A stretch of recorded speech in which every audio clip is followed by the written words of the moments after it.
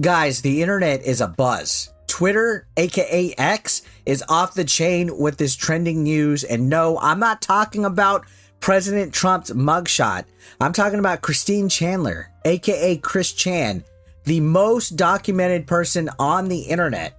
If you remember a couple years back, they got arrested for allegedly sexually assaulting their mother, their elderly mother that has dementia. Yeah, they raped their mother. This case has had their charges dismissed against him. This is outrageous. He essentially got away with it, even after admitting on videotape that they SA'd their mother. Yeah, they gave him the good old Chris Chan Sonichu, if you know what I mean.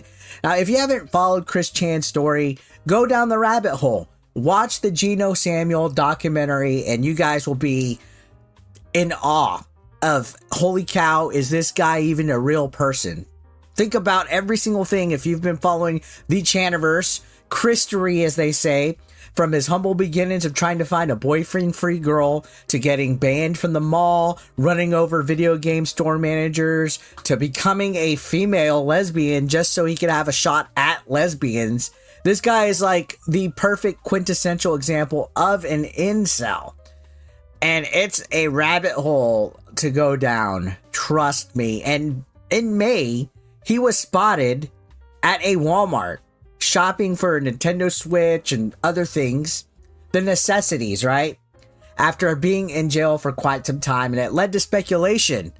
Holy cow, Chris Chan is out of jail. Guys, hide your wives, hide your moms, hide any kind of thing that has a hole, because Chris Chan's out on the loose.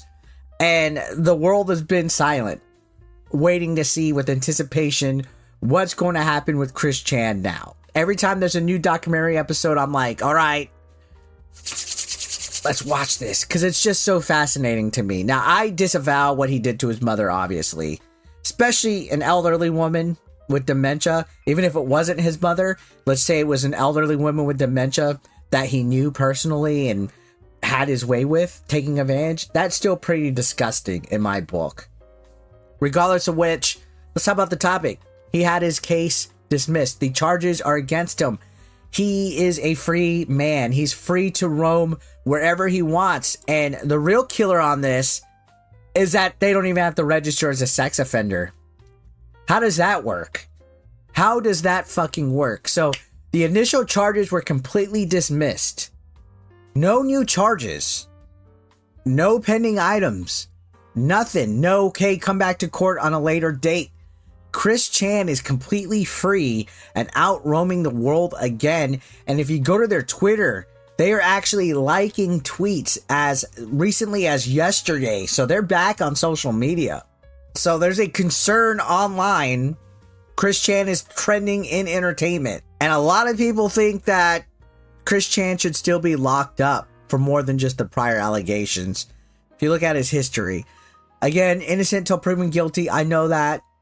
But what kind of justice system do we have where Chris Chan, a well-known transgender woman with autism, who gained attention for being arrested in Virginia due to alleged incestuous relationship with their mother, reportedly had all the charges dropped? What are your thoughts on this, guys? I'm in the boat of yikes.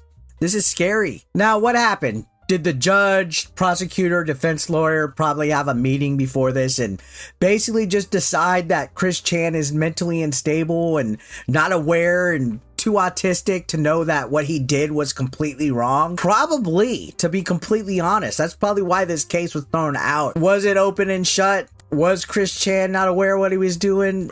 I don't know.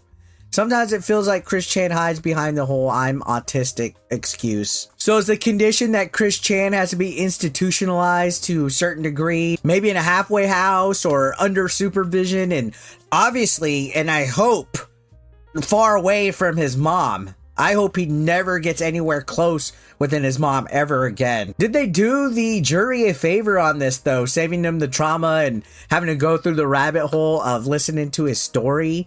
Also, can you imagine the amount of harassment that these people would get online from people that are obsessed with Chris Chan, these people would be in the Chris Chan documentary if they were jury members, and they would get contacted by all sorts of people that are absorbed into this. There's weirdos out there that have contacted some of the women from Chris Chan's past. So yeah, I think that maybe they just thought this was an open shut case, that he's mentally unstable and that he needs help and he wasn't aware of what he was doing, and that as long as he stays away from Barbara Chandler and is institutionalized, everything should be all right. But that's kind of the weird thing. Like, it seems like Chris Chan constantly just gets slaps on the wrist and gets to proceed in life with no consequences. I don't know. It's just kind of concerning, in my opinion. If you look at the charges, it was a class 5 felony that was initially charged against him, and now he's scot free without even having to become a sex offender. There's no registration at all. Apparently this was decided August 8th, by the way, and the news came out August 25th. Shit, for all we know, Geno Samuel's documentary might have contributed to the case as evidence that he was mentally unstable. That's like hours and hours of footage. Regardless of which, man, the Chris Chan saga continues, and it's wild. Scott fucking free. I can't believe that.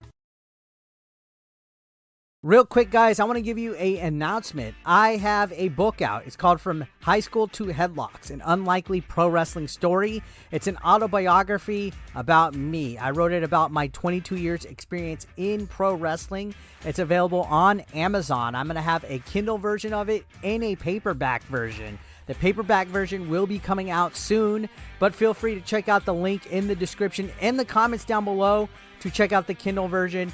Get your copy today. It'll be a good way to support me and get to hear my journey and my story. It's actually really interesting. I tell a lot of funny stories. I also talk about some heartbreak and mistakes that I've made along the way. And I give stories about former WWE guys that I've wrestled, like Viscera and Marty Jannetty, even Hacksaw Jim Duggan and Jerry Lawler. So guys, check it out. Again, I'm very proud of this. I hope you guys enjoy it. If you do read the book, feel free to leave a review on the Amazon page. Thank you so much for the support.